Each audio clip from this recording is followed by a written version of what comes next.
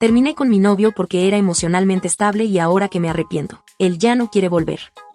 Hay cosas que uno no sabe que va a extrañar hasta que ya no están. Y no me refiero a los grandes momentos ni a las escenas de película. Hablo de lo pequeño. De lo cotidiano. De eso que pasaba desapercibido y que, con el tiempo, entendés que era lo más valioso. A mí me pasó con el silencio de Elías. Con su forma de estar sin hacer ruido, de acompañarme sin invadir. Con esa manera que tenía de escuchar, de verdad escuchar, como si cada palabra que yo decía importara. No porque le tocaba, sino porque le nacía. Y lo dejé. Lo dejé por tímido, por callado, por ser exactamente como fue desde el primer día. Y ahora, no hay una sola noche en la que no me odie un poco por eso. No sé en qué momento empecé a creer que su calma era una falla, que su silencio era ausencia, que su forma tranquila de vivir era una debilidad. Supongo que me contaminé. Que me dejé llevar por una idea equivocada de lo que debería ser el amor. Y acá estoy. Escribiendo esto como quien junta pedazos entre los escombros de una relación que rompí yo sola. Porque Elías nunca hizo nada malo.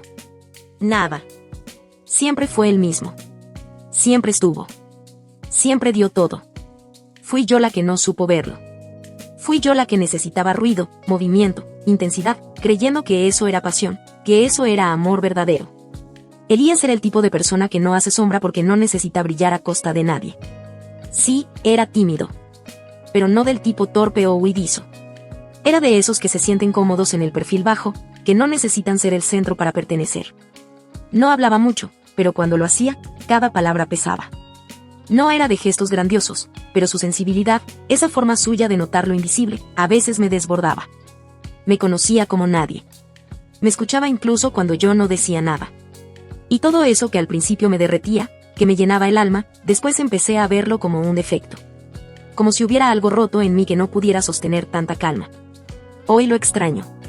Extraño incluso aquello que antes me frustraba, su respiración honda antes de hablar, ese gesto de rascarse la nuca cuando se ponía nervioso, su sonrisa tímida cuando lo elogiaba.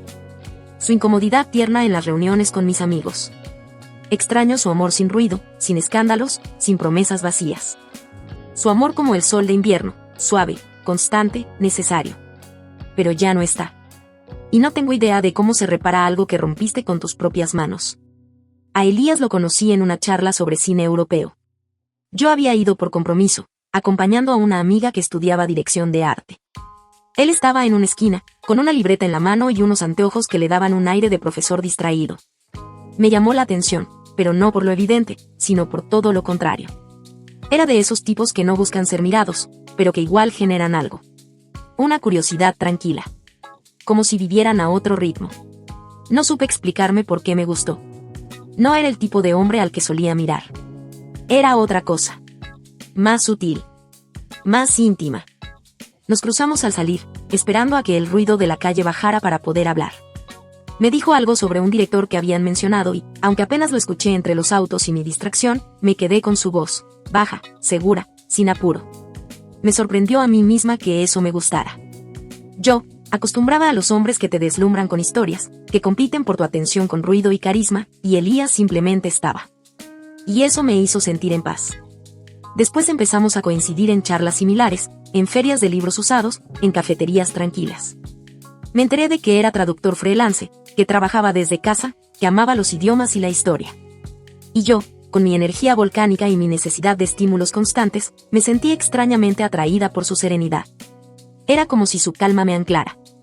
Nos hicimos pareja sin darnos cuenta. No hubo confesiones dramáticas ni promesas a media luz. Un día me di cuenta de que le contaba todo, que pensaba en él cuando me pasaba algo bueno o malo. Y él, en su forma discreta, me abrió su mundo sin imponerlo, una biblioteca llena de libros subrayados, cafés preparados con métodos que yo no conocía, y conversaciones sin alardes que me enseñaban a valorar la pausa. Durante meses, fuimos equilibrio, yo impulso, él contención. Yo hablaba, él escuchaba. Y en ese contraste, nos completábamos. Mudarnos juntos tampoco fue una decisión formal. No hubo charla. No hubo plan. Un día tenía mis libros en su mesa de luz. Otro, mi ropa colgaba en su placard. Y antes de darme cuenta, dormía en su casa todas las noches. Él no lo comentó, no lo celebró, solo hizo espacio. Con esa naturalidad suya que a veces confundí con resignación, pero que más tarde entendí como amor verdadero, ese que no presiona, no invade, no exige. Una aceptación tan profunda que yo, en ese momento, malinterpreté. Durante un tiempo, todo fue perfecto. Tenía mi taza en su cocina, mi rincón en su biblioteca, y el aroma de su detergente se volvió mío. Ese departamento silencioso, luminoso, era un refugio. Yo, que venía de correr tras mil cosas, encontré en él una pausa, un lugar sin juicio donde podía ser simplemente yo. Pero después, empecé a ver cosas. O mejor dicho, empecé a dejar que me molesten cosas que siempre estuvieron ahí. No fue que él cambió. Fui yo. Él seguía siendo exactamente el mismo chico que conocí aquella tarde en la charla de cine. Silencioso. Atento. Paciente. El problema fue que yo empecé a necesitar otra cosa. Algo que ni siquiera sabía nombrar. Empecé a fastidiarme porque no reaccionaba con entusiasmo a mis ideas, porque después de una cena con amigos no sentía la urgencia de analizar cada gesto, cada frase, como yo hacía. Porque le costaba mirarme a los ojos cuando hablábamos de sentimientos. Y al principio me decía que era su forma de ser. Que no todos se expresan igual. Que había elegido estar con él justamente por esa suavidad que me serenaba. Pero algo en mí empezó a arder. Una impaciencia sorda, inexplicable. Como si de pronto necesitara fuego, respuestas tajantes, palabras que sacudieran, y él me seguía dando esa tibieza constante que al inicio me calmaba, pero que ahora empezaba a molestarme. Sentía que hablaba sola. Que mis emociones rebotaban en un muro blando.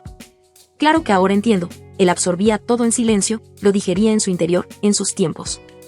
Pero yo no supe esperar. Ni quise. Me convencí de que su quietud me estaba apagando. Que su modo pausado de habitar el mundo me arrastraba a una lentitud que no podía tolerar. Y con esa idea enquistada, empecé a alejarme sin irme. A estar sin estar. A desear cosas que no tenían forma. A imaginarme una relación más ruidosa, más impulsiva, como si eso significara algo más verdadero. Fue en los pequeños gestos donde todo empezó a romperse. O, mejor dicho, donde yo empecé a romperlo. Recuerdo la primera vez que rechacé su café sin motivo. Él lo había preparado como siempre, con ese cuidado casi ceremonial que tenía. Con su prensa francesa, en esa taza roja que decía buen día, una especie de contraseña íntima entre nosotros. Y yo, sin razón, le dije que no. Que no quería. Lo vi fruncir el ceño apenas, un microgesto, como si algo se le aflojara por dentro. Pero no dijo nada. Yo me fui al balcón a mirar un cielo vacío, buscando respuestas que no encontraba ni en mí. Después vinieron otras grietas. Dejar de dormir abrazados. Inventar excusas para no cenar juntos. Guardar detalles de mi día que antes le habría contado sin pensarlo. Hacer planes y no incluirlo. Pequeñas puñaladas al vínculo que disfrazaba de necesito mi espacio o ya no conectamos como antes. La verdad es que empecé a buscar afuera lo que no encontraba dentro de mí. Y como no sabía explicarlo, lo proyectaba en él. Toda mi frustración, toda mi confusión, todo ese ruido interno, se lo achacaba a su silencio. Un día, lo vi mirarme con una tristeza nueva. Estaba sentado en el sillón, con un libro abierto en las piernas. Yo hablaba por teléfono con una amiga, riéndome fuerte, exagerando una anécdota para sonar más divertida de lo que me sentía. Cuando corté, lo miré. Y él ya me estaba mirando. No dijo nada. Pero sus ojos, esos ojos que siempre hablaban más que su boca, me dijeron todo. Había en ellos una mezcla de ternura, cansancio y resignación. Como si ya no me reconociera. Me golpeó. Me dolió. Pero no hice nada. No fui hacia él. No le pedí perdón. Me encerré en el baño y me lavé la cara como si pudiera sacarme de encima la incomodidad que yo misma había sembrado. Empecé a salir más. A llegar tarde. A no avisar. Respondía a sus mensajes con monosílabos. Y él no reclamaba. Solo me esperaba. Con esa lealtad muda que, en vez de calmarme, me enfurecía. Porque su falta de reacción no me daba el motivo para justificar mi alejamiento. No me daba el enojo que necesitaba para tener una excusa. Y entonces empecé a mirar a otros. A imaginarme con alguien distinto. A proyectarme en una vida donde no estuviera él. Y sin embargo, cada noche, volvía a su abrazo. A esa casa que ya no sentía como hogar pero que seguía siendo refugio. Volvía aunque ya tuviera un pie afuera. No sé en qué momento exacto perdí a Elías. Pero sí recuerdo con una nitidez cruel el instante en que sentí que ya no lo amaba igual. O, al menos, eso me repetía para no enfrentar la culpa. Fue como despertar en una casa que conoces, pero que ya no sentís tuya. Todo igual, su olor, su voz, su risa tímida, la misma taza en la alacena. Pero yo por dentro era otra. Y entonces, una noche cualquiera, con el cielo apagado y un viento frío filtrándose por el ventanal, sentí que no podía más. No fue un estallido. Fue un ahogo. Como si todo dentro mío dijera ándate. Como si ya no pudiera sostener la farsa de una relación que, en el fondo, yo misma había deshilachado. Él estaba como siempre. Sentado en el sillón, piernas dobladas, un libro en las manos, la luz cálida del velador dándole un aire de postal. Me acerqué. Me senté frente a él. No lo miré al principio. Respiré hondo. Y, sin una gran introducción, sin drama, sin lágrimas, le dije que ya no funcionábamos. Que necesitaba estar sola. Que no era él. Que era yo. Las frases más cobardes del repertorio. Y aún así, lo único que podía decir sin romperme. Él asintió. Con esa serenidad que me rompió más que cualquier pelea.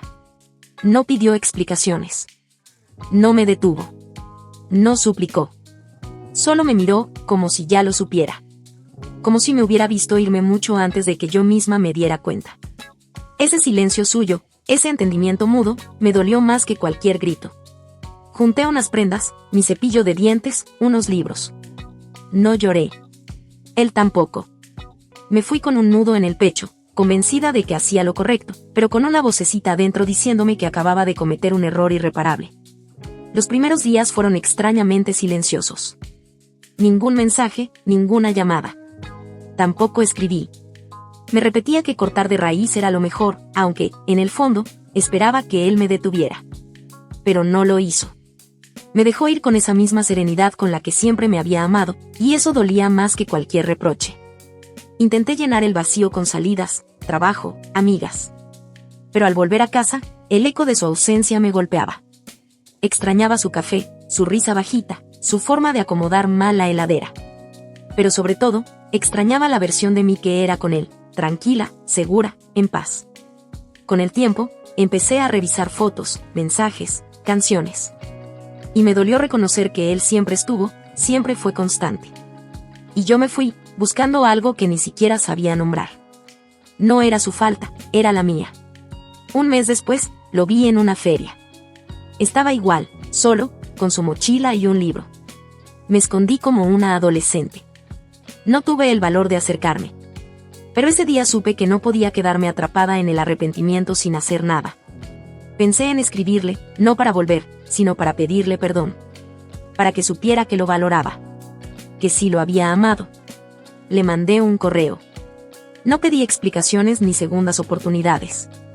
Solo le hablé con honestidad. Le conté de mi confusión, de cómo rompí algo sin darle la chance de repararlo. Lo envié con el corazón latiendo en la garganta. No dormí esa noche. Tardó 3 días en responder. Fue breve, sereno y devastador por su madurez. Me agradeció el mensaje, dijo que también pensó en nosotros, que sintió tristeza, enojo, resignación. Que ahora estaba en paz. Que me perdonaba. Pero que no veía un futuro para nosotros, que había aprendido a vivir sin mí y no quería volver atrás. No lloré. Solo me quedé sentada frente a la pantalla, vacía.